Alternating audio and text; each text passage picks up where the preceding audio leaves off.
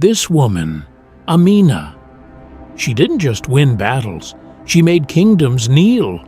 But is that really what made her a legend? No, because Amina was not born to be a queen. She was not chosen for the throne. She was born inside war itself, and even as a child, she recognized the sound that came before silence, the sound of swords. But the terrifying truth is this: she didn't learn war, she remembered it. She didn't just fight, she shaped war itself, and history tried everything to stop her, but it failed. Long ago in West Africa, kingdoms were rising. Power belonged only to men, and in that time, a newborn girl was no threat to anyone. Her name was Amina. No one would remember her, because in that world, a woman's fate had already been written. But Amina refused to accept her fate. While other girls were playing, she was watching weapons. While her friends were learning to hide, she was learning how to fight. She studied the movement of horses as if memorizing every step. She copied the stances of warriors. She was quiet, but if you look closely, she wasn't looking at the wrong things. She was watching the right ones. No one noticed. But she wasn't just learning, she was preparing, because some people don't belong to the world they're born into. They come to change it. And Amina, very soon, she would no longer be just a little girl. She would become a threat. The day had finally come. When her father died, the palace fell into complete silence. But for Amina, this wasn't an ending. It was the beginning of something far greater.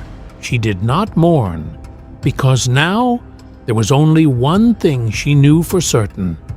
This world only listens to the strong, and he was going to be very powerful.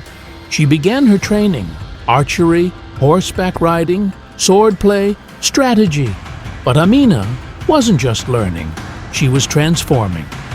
Before long, she became unstoppable, and when the moment of destiny arrived, the throne was hers at 23 years old.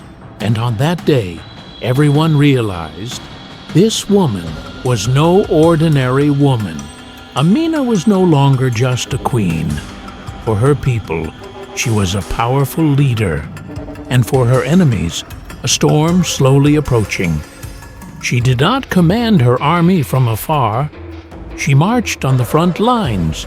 She was the first to breathe the dust, the first to step into danger.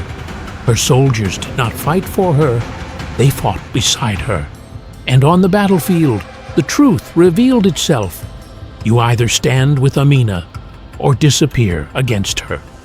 Kingdoms fell one by one, maps began to change, borders expanded, and the name Amina started to spread with fear.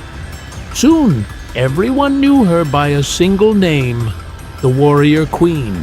But what truly terrified people was not her sword, because Amina won before the battle even began.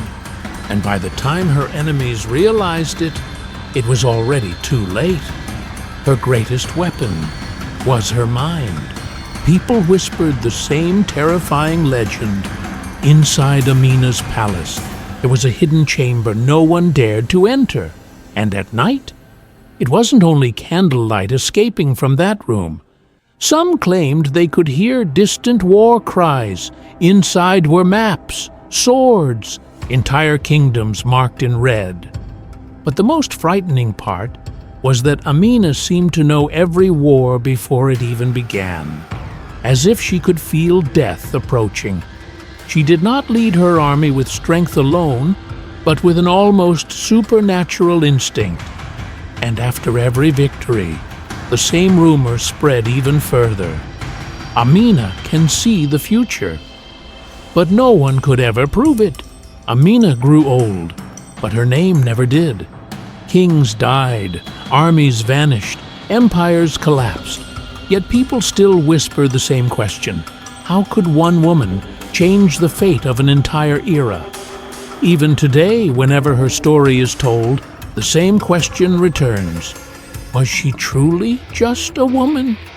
Or a power history was afraid to remember?